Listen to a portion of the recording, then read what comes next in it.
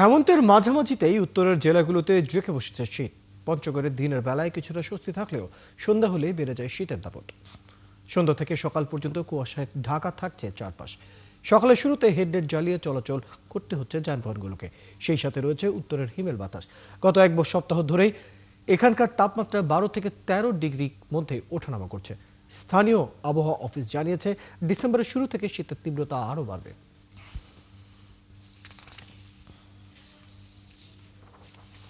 অনেক ঠান্ডা বেড়ে গেছে। এমনি তো আমাদের পঞ্চগড় জেলা অনেক ঠান্ডা খুব তাড়াতাড়ি আসে। এবার আর একটু অন্যরকম আবহাওয়াটা হয়ে গেছে, হঠাৎ করে অনেক ঠান্ডা। হ্যাঁ, ঠান্ডার সময় তো গরিব মানুষদের খুব সমস্যা। এরা কাপড় চোপড় কিনতে পারে না, মোটা কাপড় বা শীতের কাপড় কিনতে পারে না। এদেরকে সহযোগিতা করলে অবশ্যই ভালো হয়। বর্তমান আমার বাড়ি খুব শীত পড়েছে। আমাদের গরিব মানুষ, কোনো রাতের বেলা বেশি ঠান্ডা কোনো ইয়া নেই, সবাই এই অবস্থায় পড়ে আছে। আজকে কতদিন ধরে ঠান্ডা পড়তেছে এবং খুব কুয়াশা, টিপটিপের মতো পানি পড়ে।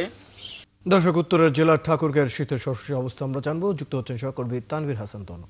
তানভীর, আজ ঠাকুরগাঁয়ের তাপমাত্রার অবস্থা জানাবেন এবং জেলায় যে খেটে খাওয়া মানুষরা আছেন তাদের কি অবস্থা রয়েছে শীতের পরিস্থিতিতে, সর্বশেষ তথ্য জানতে চাই। আপনাকে ধন্যবাদ। আপনাকে জানিয়ে রাখি, ঠাকুরগাঁও একটি শীতপ্রবণ এলাকা। আজকে ঠাকুরগাঁও সকাল থেকে যে তাপমাত্রা বিরাজ করছে, আমরা মোবাইলের মাধ্যমে যে জানতে পেরেছি 16 ডিগ্রি সেলসিয়াস তাপমাত্রা বিরাজ করছে। ইতিমধ্যে কিন্তু ঠাকুরগাঁয়ে শীতের আগমন ঘটেছে। এই আগমন ঘটার পরে কিন্তু শীতজনিত বিভিন্ন রোগের সমস্যার সৃষ্টি হয়েছে। যেমন হসপিটালে ঠাকুরগাঁয়ে শিশু এবং বয়স্ক রোগীদের সংখ্যা বাড়ছে।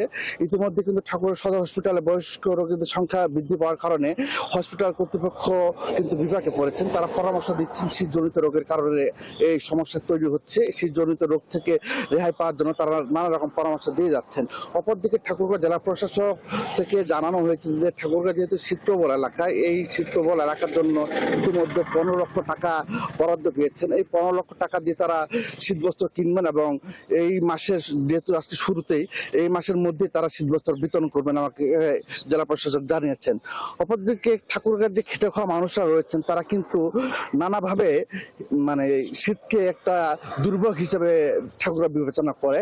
এই যে কয়েকজন পথচারীর সাথে কথা হয়েছে, তারা বলেছেন যে এই শীত আসলে তারা কোনো শীতের কারণে কাজকর্ম থেকে শুরু করে তারা কিন্তু ব্যাহত হয়। কাজকর্ম না থাকার কারণে তারা কিন্তু সংসার চালাতে নাকি হিমশিম খায়।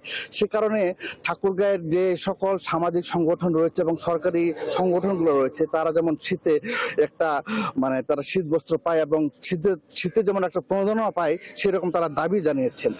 ঠাকুরগাঁয়ের যে মানুষ, যে সীমান্তবর্তী এলাকা, এই সব মানুষগুলো কিন্তু কৃষিকাজের উপর নির্ভরশীল। এই কৃষিকাজের উপর নির্ভরশীল হওয়ার কারণে তারা কিন্তু এই শীতের সময় নানা রকম বিপাকে পড়ে।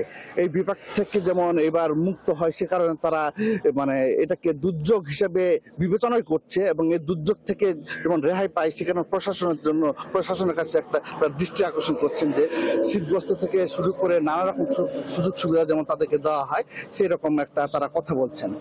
এই ছিল ঠাকুরগাঁও থেকে আমার সর্বশেষ শীতের প্রস্তুতির তথ্য। ধন্যবাদ তানভীর হাসান তনু। খবর রাখতে থাকুন, প্রয়োজনে আবার আপনার সাথে আমরা যুক্ত হব। দর্শক, আমাদের সাথে আমাদের সহকর্মী তানভীর হাসান তনু যুক্ত ছিলেন। উত্তর জেলা ঠাকুরগাঁও শীতের সর্বশেষ পরিস্থিতি জানাচ্ছিলেন আমাদের সাথে।